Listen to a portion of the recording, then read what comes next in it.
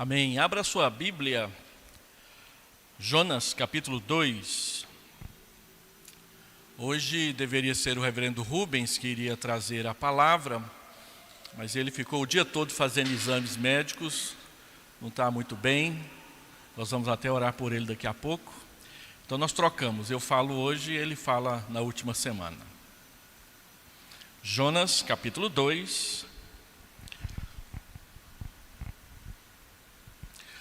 Nós estamos trabalhando o livro do Dr. Stuart Olyott, um pregador já bem velhinho, deve estar com mais de 95 anos de idade. Na década passada ele veio várias vezes ao Brasil, nos encontros da Fiel, no encontro da Fé Reformada de Manaus. Ele tem estado, e parece que a última vez que ele esteve por aqui, já tem uns 3 ou 4 anos, ele disse que não consegue mais viajar atravessando o oceano, com 95 anos de idade. E numa das vezes que ele esteve aqui, ele expôs Jonas no Congresso da Fiel, e o esboço foi tão fantástico que a gente resolveu compartilhar com a igreja nesse mês. Então o esboço do livro de Jonas você já está guardando na cabeça. Capítulo 1 é de costas, ele vira as costas para Deus, Deus manda ir para Nínive, e ele vai para Tarsis. Hoje nós vamos trabalhar de joelhos. No ventre do peixe ele ora ao Senhor. Na próxima semana nós vamos trabalhar de pé, vomitado na praia mais próxima de Nínive. Então ele obedece ao Senhor e prega o evangelho em Nínive. E na última semana nós veremos então assentado. Embora ele pregasse o evangelho, o sermão dele é o sermão mais curto da história da evangelização. Ele só pregava 5 palavras, 40 dias e Nínive será subvertida. Esse era o sermão dele. E a Bíblia diz que milhares se arrependeram de seus pecados ouvindo esse curtíssimo sermão de Jonas. Então ele se assenta porque, embora ele tivesse pregado, ele queria ver a Deus condenar Nínive.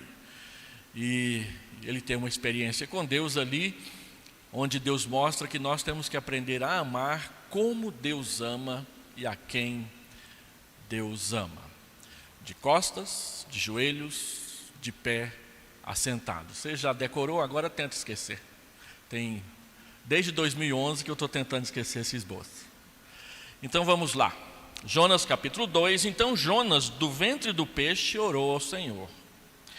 E disse: na minha angústia clamei ao Senhor, e ele me respondeu. Do ventre do abismo gritei, e tu me ouviste a voz.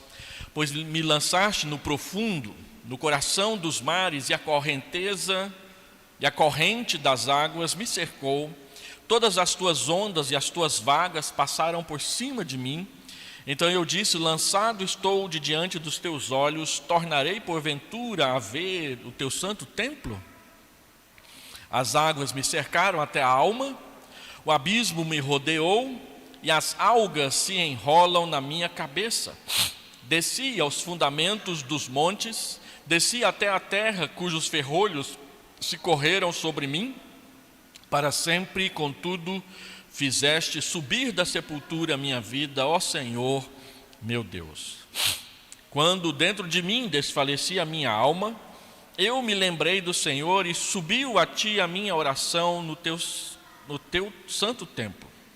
Os que se entregam à idolatria vã, abandonam aquele que lhes é misericordioso, mas com a voz do agradecimento eu te oferecerei sacrifício.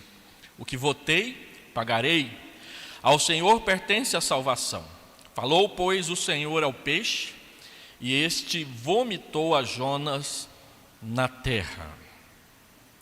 Uma historiazinha que nós ouvimos é que tinha um menino chamado Joãozinho, ele era crente e ele estava assistindo a aula de ciências. Então a professora de ciências, meio que querendo provocar o Joãozinho, porque sabia que ele era crente, ela disse o seguinte: todos nós sabemos que, embora a baleia seja um grande animal, ela tem a garganta muito pequena, que não dá para passar um homem ali. Aí o Joãozinho retrucou lá no fundo baixinho: mas a baleia engoliu Jonas. A professora ouviu e ela: vou repetir. Embora a baleia seja um animal muito grande, a sua garganta é muito pequena, muito estreita, não dá para passar uma pessoa por ali. E aí então o Joãozinho retrucou um pouquinho mais alto. Eu vou perguntar isso para Jonas quando eu chegar lá no céu. Aí a professora disse, mas se for para o inferno? Aí ele disse, então a senhora pergunta. Essa é bem a história. A pergunta é a seguinte, Jonas é uma história ou é uma história? Jonas é uma história, um fato que aconteceu no decorrer da cronologia do tempo, ou Jonas é uma história que alguém no Antigo Testamento criou para poder falar a respeito do amor de Deus para as pessoas. Nós muitas vezes ouvimos as pessoas dizendo por aí que quase tudo na Bíblia é metáfora, é história para fazer criancinha dormir, igual as fábulas de La Fontaine, né? Só que não é bem assim. A Bíblia sempre tratou a história de Jonas como uma história verdadeira. Em 2 Reis, capítulo 14, a palavra de Deus nos informa que a personagem Jonas é histórica, é um profeta que viveu em Israel, no Reino do Norte, e que falou a palavra de Deus, inclusive influenciando Oséias e outros profetas que vieram depois dele para pregar a palavra de Deus. Quando o Senhor Jesus menciona Jonas, ele fala assim como Jonas passou 3 dias lá no ventre do peixe, o Filho do Homem também ficará 3 dias no ventre da terra, na morte. Jesus usa a história de Jonas como uma história verdadeira, para dizer que a sua morte também será verdadeira, bem como a sua ressurreição. De modo que nas Escrituras a história de Jonas é sempre tratada como uma história que aconteceu. De fato, aquele homem foi lançado no mar bravio e Deus mandou um peixe. Não sabemos se é a baleia, que de repente é um animal muito grande, mas tem a garganta muito fina, mas pode ter sido outro. Stuart Olyott mostra que há relatos de peixes que engoliram pessoas, sim. Vários relatos. Um deles aconteceu em 1758. Um inglês caiu lá do seu navio e um tubarão branco pode chegar a ter até 10 metros de comprimento na idade bem adulta, e ele foi engolido por esse tubarão. O capitão do barco, mais que depressa, mandou que fosse arpoado o tubarão, e quando o arpão acertou lá o tubarão, imediatamente ele vomitou o marinheiro vivo, e eles puderam resgatá-lo. Eles pegaram o tubarão que eles mataram, dissecaram ele, um tubarão de quase 10 metros, deram de presente para o marinheiro, e o marinheiro deixou de ser marinheiro e foi ser pregador, usando aquele animal dissecado para poder mostrar de onde Deus o havia tirado. De modo que este é só um de vários exemplos de pessoas que sim foram engolidas por peixes e voltaram vivas para poder contar a história depois. Então, não há nada que possa comprovar que a história de Jonas não poderia ter acontecido como um fato histórico real e que a Escritura narrou para nós aqui, a fim de ensinar a palavra de Deus. Olhando para o livro de Jonas, no capítulo 1, nós vamos nos lembrar que Jonas estava de costas, como quem não queria saber o que Deus queria que ele soubesse. E os irmãos assistiram à exposição do reverendo Samuel semana passada, e ele então trabalhou as perguntas do capítulo 1, que foram levantadas, e a grande pergunta do capítulo 1 é: você sabe o que Deus quer que você faça? Você sabe o que Deus quer que você saiba? Ou você, como Jonas, está virando as costas para Deus e procurando fazer outra coisa no lugar daquilo que Deus quer que você faça? Então, no capítulo 2, agora Jonas está de joelhos, ele está em oração. Que o capítulo 2 trata de oração, ficou fácil de perceber pela forma como Jonas o escreveu para nós. E aí a pergunta pastoral que o capítulo 2 levanta para nós é a seguinte: Jonas orou lá no ventre do peixe, e você ora? Você ora? Stuart Olyott levanta 3 perguntas a respeito da vida de oração, com base no capítulo 2 de Jonas. E ele diz: eu vou levantar 3 perguntas e depois uma quarta, que é a maior. Então nós vamos seguir esse esboço que ele fez. Jonas está de joelhos.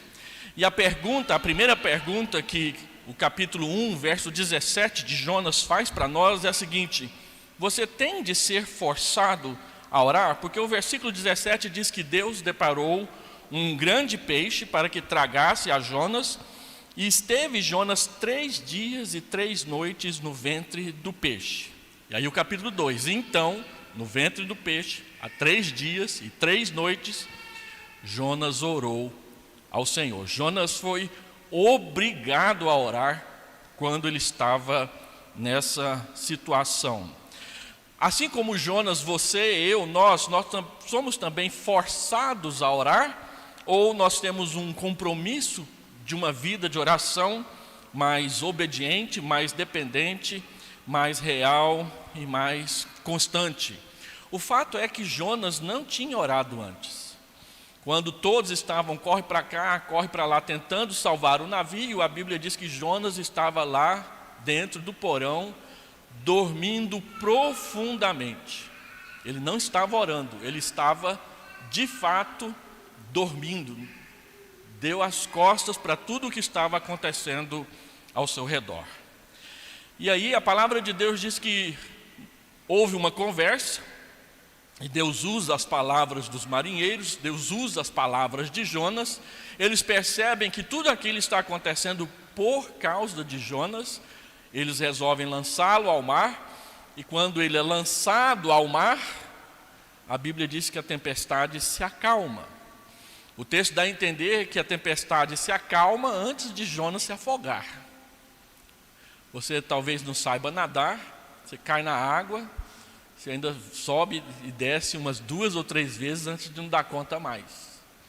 Então, nesse negócio de Jonas ser jogado na água em tempestade, a Bíblia diz que a tempestade parou, e a última coisa que Jonas viu foi um peixe vindo na sua direção para abocanhá-lo, e foi isso que aconteceu. Mesmo assim, ele não orou. 3 dias e 3 noites ali, causando uma indigestão naquele peixe que não digere, e ele só vai orar lá no 3º dia, porque não tinha outro jeito. Isso acontece às vezes com a gente. Ele ficou 3 dias no ventre do peixe, e somente depois de tudo isso que eu acabei de narrar é que ele orou ao Senhor, porque ele não podia fazer mais nada. O que ele podia fazer? Ele não tinha ali uma faca para ele ficar cutucando o tubarão ou o peixe por dentro. Ele estava todo enrolado, ele disse que as algas estavam enrolando no seu pescoço, ele não tinha mais o que fazer, e o seu último recurso foi orar ao Senhor. Um crente, um profeta, que não orou ao Senhor porque não queria obedecê-lo, agora é forçado a fazê-lo. Às vezes as pessoas têm de ser colocadas em situações em que elas são forçadas a orar, e isso acontece com não cristãos, acontece com desviados, acontece com crentes que não colocam a oração como o primeiro recurso a ser utilizado nos momentos de crise, mas sempre vai deixando a oração por último, como o último recurso a ser usado na presença de Deus. Então, Stuart Olyott conta algumas histórias a respeito de pessoas que, num momento de crise, oraram ao Senhor, e ali as suas vidas foram transformadas. Ele começa contando a história de Martim Lutero. Martim Lutero, ele queria ser padre, mas o seu pai queria que ele fosse advogado. E aí ele foi fazer direito, e numa das noites, indo de um lugar para o outro, aconteceu uma grande tempestade, e um relâmpago caiu ou subiu bem próximo à carruagem onde ele estava. Ele ficou tão assustado que ele prometeu a Santa Ana que, se ele sobrevivesse, ele seria monge. Ele não prometeu para Deus, prometeu para uma santa. E aí ele frustrou os sonhos do seu pai, porque ele deixou a advocacia de lado e foi ser monge. E aí todo o resto da história nós conhecemos. Deus o usou para iniciar o movimento protestante na história mundial. Mas foi uma tempestade que o assustou de tal maneira que ele viu que ele precisava conversar com Deus ali antes que acontecesse algo pior, e ali ele entregou a sua vida para Deus. Um outro exemplo de uma tempestade, também no mar, e também no mar Mediterrâneo, ali onde Jonas estava, é a história de John Newton. No dia 10 de março de 1748, John Newton era dono de um navio de escravos. Ele ia à África, buscava escravos, trazia para a Europa, ganhava dinheiro com isso. Ele sabia que Deus queria outra coisa para ele, mas ele ficou procurando coisas para fazer para fugir de Deus. Então, numa tempestade, ele percebeu que não tinha mais jeito, o navio entrou numa de vai afundar mesmo. Ele entregou a vida para Deus e disse para Deus que se eles conseguissem se salvar, ele seria um pastor. Ficaram o dia todo lutando, salvaram o navio e ele resolveu ser pastor. E ele foi o pastor de um dos homens que acabou com a escravidão no mundo, que foi William Wilberforce. Quando William Wilberforce tinha 17 anos, entrou no gabinete do já idoso pastor John Newton e disse para ele: eu gostaria de ser pastor. E o John Newton deu aquele conselho que nenhum pastor brasileiro contemporâneo, em sã consciência, daria para um membro da igreja. Ele disse o seguinte: Deus não quer que você seja pastor, Deus quer que você seja político. E aí ele passou 70 anos da sua vida como político, lutando contra a escravidão na Inglaterra. A escravidão termina no mundo primeiro na Inglaterra, em 1821. A partir daí a Inglaterra passa a pressionar os outros países, inclusive o Brasil, que é um dos seus principais parceiros comerciais, a acabar com a escravidão. E tudo começa nesse dia 10 de março de 1748, no meio de uma tempestade, quando uma pessoa diz: Senhor, ou o Senhor me tira dessa, ou já era. E Deus o tirou dessa. Então, a grande questão é que um coração que não ora nunca, não é um bom sinal. Se você frequenta a igreja, se você lê a Bíblia, se você é um cristão e você não ora, tem alguma coisa errada com a sua vida espiritual. E Stuart Olyott, ele diz que há 3 situações em que as pessoas não oram. A primeira delas é se ela não é uma pessoa convertida. Se ela não entregou a vida para Jesus, ela não ora, ela não confia em Deus. Segundo, uma pessoa desviada também não gosta muito de orar. Quem esteve no Evangelho e se afastou do Evangelho tem muita dificuldade com a oração. Os irmãos que têm filhos afastados do Evangelho, você chama para o culto doméstico, você vê a dificuldade que é porque não quer participar. E terceiro, um apóstata, alguém que andou com o Evangelho, conheceu a palavra, sabe o que a Bíblia diz, mas resolveu abandonar o Evangelho. Essas pessoas, nessas 3 condições, têm muita dificuldade de orar, mas não um crente. Um cristão convertido que tem a sua vida ativa na igreja e no Evangelho, a oração é uma característica da sua vida espiritual. Então, um cristão que tem dificuldade com a oração é uma contradição de termos e é algo para a gente coçar a nossa cabeça e perguntar o que está acontecendo. Quem não tem o costume de orar está em apuros com Deus, e a história de Jonas está aí para mostrar isso. Deus deu uma tarefa para Jonas, Jonas disse: eu não quero, eu vou fazer outra coisa, e Deus foi atrás dele e o perseguiu até ele fazer o que Deus queria que ele fizesse. Esse ano está formando lá no seminário um rapaz que relutou muito tempo em querer ser pastor, e um dia ele chegou para mim, veio conversar comigo: pastor, como é que eu resolvo esse dilema? Eu falei para ele o seguinte: olha, se você não é vocacionado, esse dilema vai acabar por si só. Agora, se você é vocacionado, quanto mais tempo você demorar para dizer sim, pior vai ficar. Aí ele disse sim no ano seguinte, vai formar esse ano aqui no seminário, resolveu ser um pastor, porque disse que não aguentava mais Deus ficar perguntando na cabeça dele: quando é que você vem? Quando é que você vem? Quando é que você vem? Então, quem não gosta de orar, ou quem não tem o costume de orar, quem não quer orar, acaba entrando numa situação de apuros com Deus, e Deus começa a usar coisas, situações, para chamar a atenção dessa pessoa, para dizer sim à sua palavra e viver aquilo que Ele quer que ele vive. E ele então cita alguns exemplos. Acidentes levam pessoas a orar. Eu fui pastor de um senhor, ele era diácono da igreja, e de repente, por várias questões lá, ele resolveu se afastar do evangelho. E um dia um presbítero foi visitá-lo e perguntou: o que está acontecendo? Ele disse que não queria mais o evangelho. O presbítero insistiu com ele.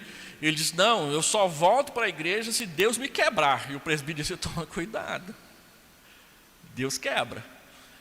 Passou alguns meses andando de moto lá no centro de Teresina.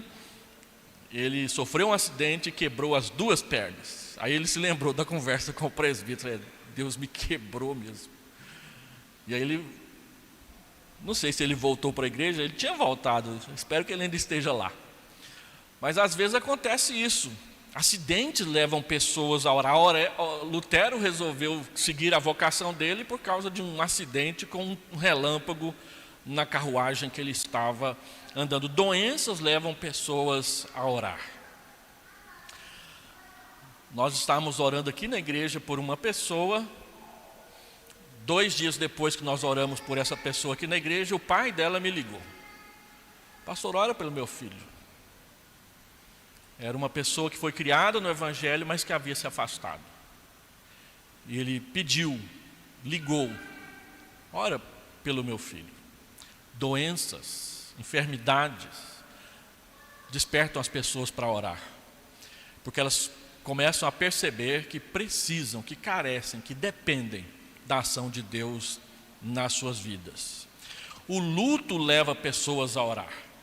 Quando nós estamos diante da morte, nós nos lembramos que Deus é o Deus da vida. Por isso, no nosso manual da Constituição da Igreja, nos princípios de liturgia, a orientação que é dada é que quando houver o culto fúnebre ou ofício fúnebre, a palavra do pastor não deve ser direcionada simplesmente à pessoa que morreu. Ela deve ser direcionada àqueles que estão vivos, porque eles precisam do evangelho naquele momento. E a palavra de Deus diz que é melhor estar no lugar onde há o luto do que no lugar onde há festa, porque quem está no lugar onde está o luto pensa na vida. Deus é a vida. Desapontamentos fazem as pessoas orar. Esperava uma coisa, aconteceu outra, ela percebe que precisa de Deus. Desapontamentos com a família, com a profissão, com amizades, levam pessoas a voltar a se lembrar que há um Deus e que elas precisam orar. Então a pergunta do capítulo 2 de Jonas, ela persiste. E você? Você ora? Qual a circunstância? Quais as situações? O que te motiva a orar? Você precisa responder. A segunda pergunta que o capítulo 2 levanta para nós é: você sabe que você pode orar em qualquer lugar, né? Tem gente que acha que de joelhos é melhor. Tem até uma canção que se canta dizendo que de joelho é melhor. Deus não ouve quem ora em pé, ora deitado ou ora no monte de cobertas, né? Deus só ouve quem ora de joelhos. E aí a gente fica preocupado com Jonas, porque dificilmente ele estava de joelhos na hora em que ele estava no ventre do peixe. O meu pastor lá da adolescência dizia que ele estava de cabeça para baixo, né? Não sei se o peixe, que jeito que ele foi engolido, mas sei lá. Você pode orar em qualquer lugar. Tem pessoas que acham que o único lugar bom para orar é aqui no templo. Só oram aqui. Não, você pode orar em qualquer lugar. Aquela mulher samaritana conversando com Jesus falou: vocês dizem que é em Jerusalém, nós dizemos que é em Gerizim. Onde que é? E Jesus fala: não é nem lá e não é nem cá. Deus é espírito e importa que os seus adoradores o adorem em espírito e em verdade. Você pode invocar a Deus em qualquer lugar. Jonas invoca a Deus no ventre do peixe. E a Bíblia diz que Deus o ouviu. Abraão, Isaac, Jacó invocaram a Deus lá no meio do deserto. Salomão orou a Deus no templo. Cornélio orou a Deus na sua casa, pedindo que Deus lhe falasse o que ele deveria fazer. E Jesus orou num jardim, no jardim do Getsêmani, na casa do oleiro. Então você não precisa sair de onde está para se relacionar com Deus.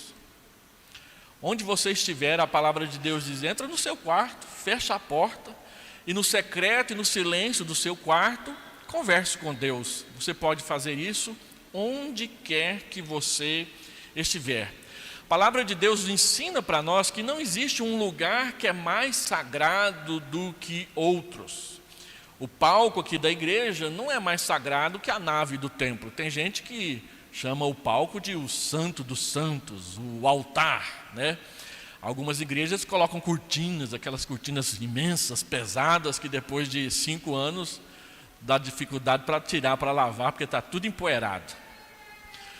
É como se fosse o templo de Jerusalém, tem que ter um véu. Não, isso aqui não é altar. Ninguém faz sacrifício aqui. O templo não é a casa de Deus. A casa de Deus é o povo de Deus, a comunhão do povo de Deus. Então, não há um lugar mais sagrado do que outro, porque para Deus, que criou todas as coisas, todos os lugares são sagrados. Não tem um lugar onde a gente acha que é menos sagrado que outros. Quando eu era seminarista, as pessoas diziam que Abadiânia era um lugar amaldiçoado. Tinha hora que parecia que era mesmo. Eu me lembro de uma noite que eu estava dormindo lá e comecei a ouvir uma respiração do meu lado, assim, bem feia. Eu falei: não vou nem abrir o olho para ver quem é o cara que está aqui, né? Já mandei embora logo, fica por lá.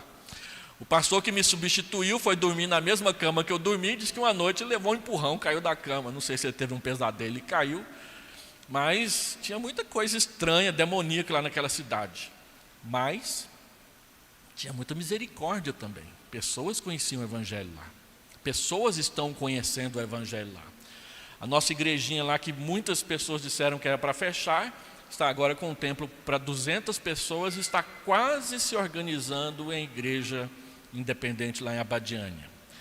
Então, todo lugar tem coisa ruim, mas todo lugar também tem coisa boa. E Deus abençoa aqueles que o buscam em qualquer lugar. Não importa a geografia, o lugar onde você estiver. Onde você estiver, você pode falar com Deus. Goiânia não é melhor que Anápolis, Anápolis não é melhor que Séries, Séries não é melhor que Goianésia. Onde você estiver, você pode falar com Deus.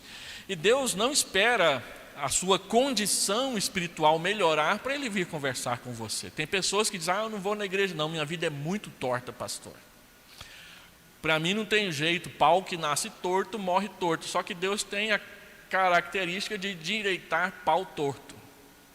Tem até uma musiquinha, né? Tinha um homem torto que morava numa casa torta, tinha uma vida torta. No dia que ele conheceu Jesus, Jesus o endireitou. A gente canta isso com as crianças, porque Jesus ele tem a capacidade de desentortar vidas tortas. E a Bíblia foi escrita para mostrar isso.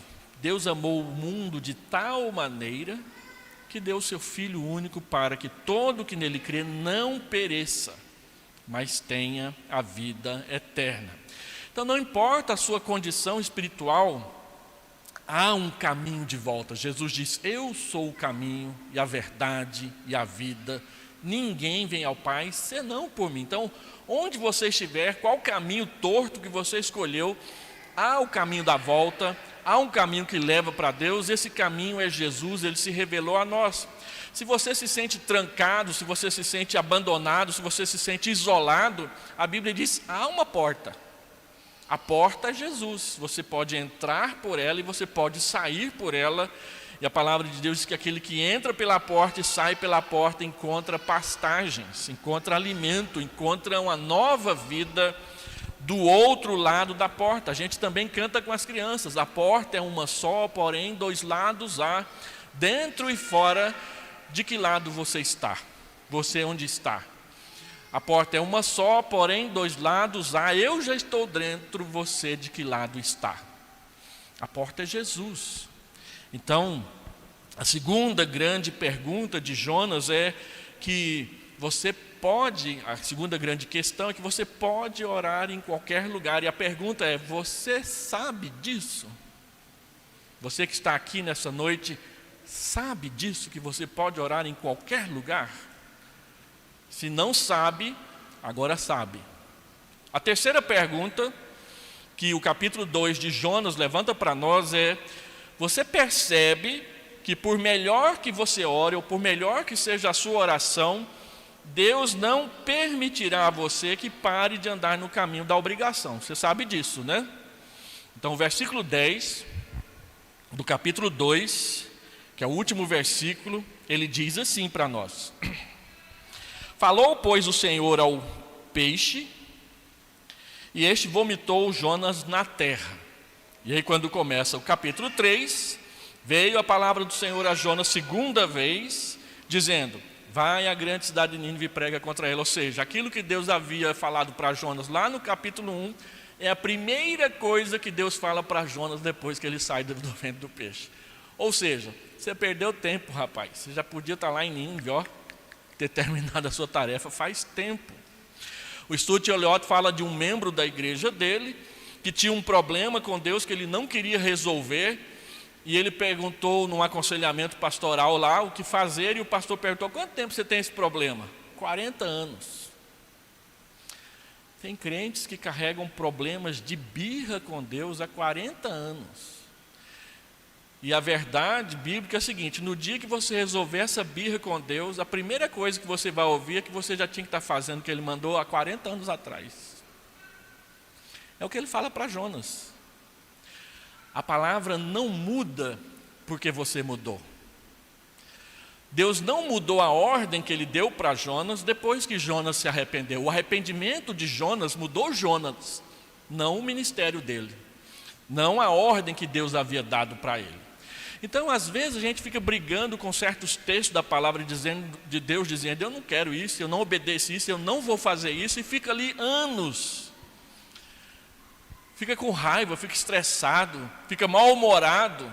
Mas a palavra de Deus não muda quando você muda. Ela continua a mesma. E a tarefa não mudou, nem foi cancelada, porque Deus perdoou Jonas. Jonas pecou contra Deus, Jonas se arrependeu contra Deus, e a primeira consequência do arrependimento é voltar a fazer o que deveria estar fazendo. Lembra de Apocalipse 2, para a igreja de Éfeso? Lembra de onde você caiu e volta à prática das primeiras obras. Você tem que voltar lá onde você começou a fazer birra com Deus e dali retomar o caminho certo. Assim, tem muitas pessoas que ficam brigando com Deus por causa de vários pecados guardados no coração, perseverantes e permanentes no coração, e não oram a respeito disso, para que Deus mude. Então, se você não gosta de orar, você também não gostará de frequentar as reuniões de oração. Aí a gente entra em desespero, né? Porque as nossas reuniões de oração sempre são as mais vazias da igreja. Será que o povo não vem porque está na faculdade, tem trabalho até mais tarde, ficou cansado demais, foi ajudar o filho a fazer o dever de casa, ou não vem porque não quis? Preferiu a companhia da novela, agora tem as tal das séries da Netflix, né? Do que a companhia dos irmãos em oração. Quem gosta de orar, costuma vir na reunião de oração. Quem não gosta de orar, costuma não vir na reunião de oração. Isso é um fato. E aí você lida com esse fato do jeito que você achar melhor. É claro que muitas pessoas não vêm porque estão na faculdade. É claro que muitas pessoas não vêm porque estão trabalhando. É claro que muitas pessoas não vêm porque é o único momento que tem para ajudar o filho a fazer o dever de casa. Mas e aqueles que não têm nenhum desses empecilhos? Onde estão e o que estão fazendo?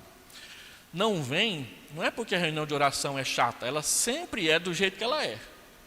É porque nós não gostamos de orar.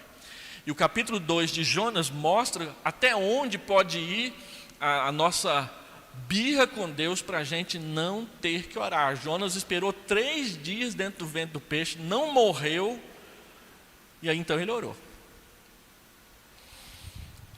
Então, se você não gosta de orar, você não vai gostar da reunião de oração. O fato de não gostar da reunião de oração não quer dizer que a reunião de oração é ruim. Ela é o que ela é um momento para as pessoas orar, e aí dá sono mesmo. A gente assiste vídeos em que tem judeu orando e a gente fica perguntando por que o judeu, quando vai orar, ele fica assim. Vocês já perguntaram isso? Eu vivi perguntando isso, até que um dia alguém me contou, é para não dar sono. Então, se a gente for orar aqui e a reunião começar a ficar grande, você começar a fazer assim, o pastor não vai ficar bravo com você, viu? É para não dar sono mesmo. Eles fazem isso para não dar sono. E por último, a grande pergunta, a grande questão é: você consegue ver no capítulo 2 tudo o que teve de acontecer no coração de Jonas para que ele fosse restaurado do seu desvio? Quando você acompanha a oração de Jonas, você percebe que ele mudou.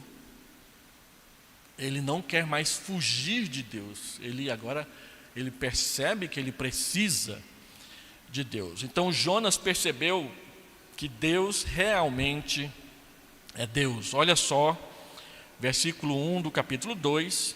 Então Jonas, do ventre do peixe, orou ao Senhor, seu Deus.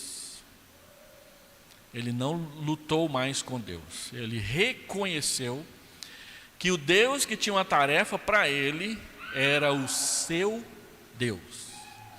Deus então passa a ser algo muito real para Jonas. Às vezes nós frequentamos a igreja, cantamos cânticos para Deus, lemos textos da Bíblia, mas Deus parece estar bem longe de nós.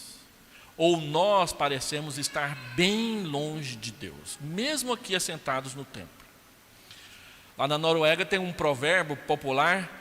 Lá tem uma montanha que diz que é a montanha mais bonita do mundo, e as pessoas sobem lá para esquiar na época do inverno, e quando vem aquela paisagem elas ficam maravilhadas. Então tem um provérbio norueguês que diz: qual é melhor? Estar na escola dominical pensando na montanha, ou estar na montanha pensando na escola dominical? Você tem que enfrentar esse dilema todo dia de manhã, todo domingo de manhã quando vem para a igreja. Qual que é melhor? Estar lá em casa pensando no culto, ou estar lá no culto pensando lá em casa? Você tem que responder. E o versículo 8 também mostra isso para nós. Olha o que ele diz: os que se entregam à idolatria vã abandonam aquele que lhes é misericordioso. O que está dizendo aqui? Jonas percebeu que ele não tinha morrido ainda, porque Deus é misericordioso.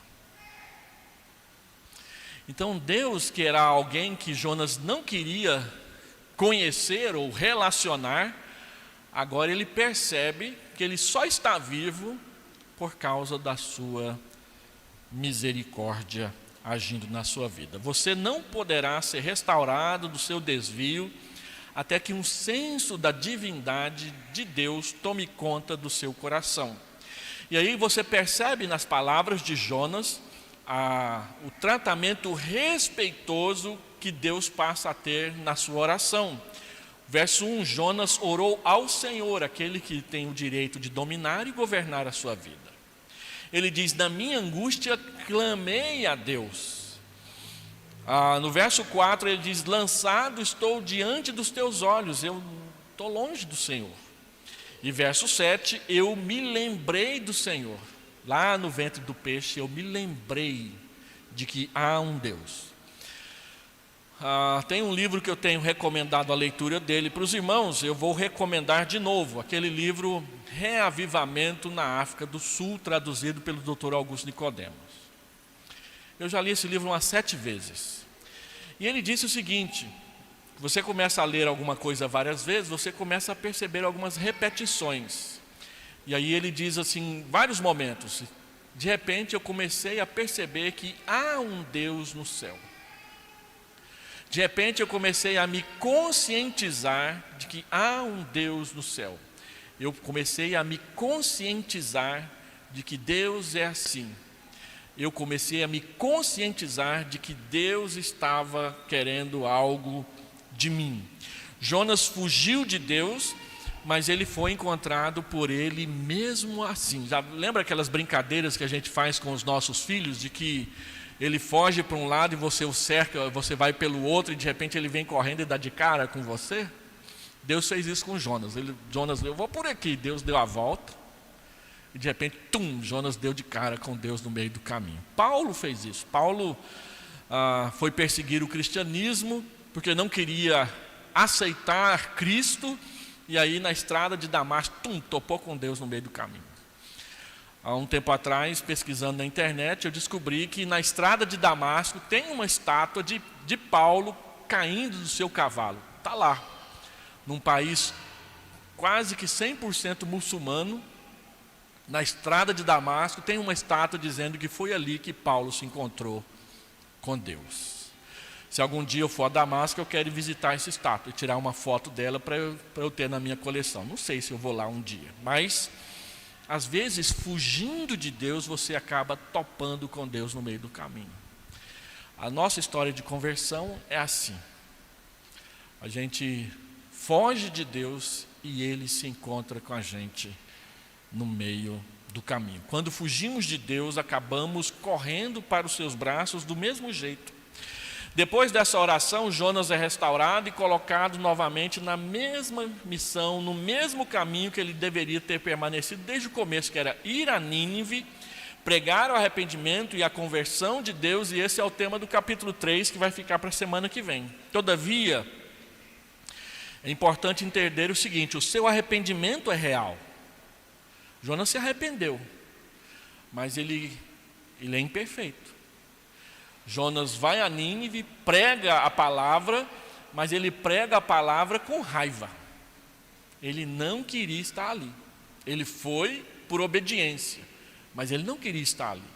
Muitas vezes a gente vem para a igreja por obediência. A gente não queria estar aqui. Muitas vezes a gente cumpre certos mandamentos cristãos por pura obediência. Que o desejo era de torcer, quebrar, dobrar e jogar na lata de lixo a cabeça do menino que deu birra ali na cozinha, né? Ou do marido que prometeu e não fez, que era para pagar e esqueceu, aquelas coisas todas. Então, nós temos um arrependimento que é verdadeiro, ele é real. Jonas foi a Nínive, mas você vai ver no capítulo 3 e no capítulo 4 que ele foi não querendo ir. Por isso o título dessa série expositiva é Fracasso e Sucesso. Stuart Olyott diz que Jonas é o profeta de sucesso que fracassou. A última palavra do livro de Jonas é uma bronca que Deus dá nele. Por que você não ama do jeito que eu amo? Por que você não quer as coisas que eu quero? Por que você faz relutando? O arrependimento é verdadeiro. Ele sabe quem é Deus, ele foi lá e fez o que Deus mandou, mas ele não queria fazer. Como nós muitas vezes. E nós sabemos que é diferente fazer querendo e fazer porque tem que fazer. Tem gente que lava vazia porque tem que lavar, não queria. Mas se não lavar, ela só amontou em cima da pia. Então vai lá e lava para não amontoar. Ou outras coisas, tem marido que só limpa a casa porque a esposa vem com rodo atrás, senão ele não limpava, né? Tem um monte de história para contar a respeito disso, de crente, de família, essas coisas todas aí. Então, o nosso arrependimento é real, mas a gente é imperfeito, a gente erra, a gente tem visões equivocadas, entendimentos equivocados daquilo que Deus quer fazer. E o livro de Jonas, ele é um alerta e uma chamada para nós aprendermos a ver e a escolher ver do jeito que Deus vê. Então, primeira pergunta: você ora? Você tem orado? Pense sobre isso, ore a respeito disso. Você sabe que você pode orar em qualquer lugar? Não precisa ficar escolhendo, não precisa ficar adiando. Você sabe que as suas orações não mudam o que Deus quer que você faça? Muda você, mas Ele não. Você sabe disso? Você está consciente disso? O Stuart Olyott diz: olha, se você ainda duvida disso, use um desodorante calvinista para tirar um pouco desse cheiro de arminiano do seu coração.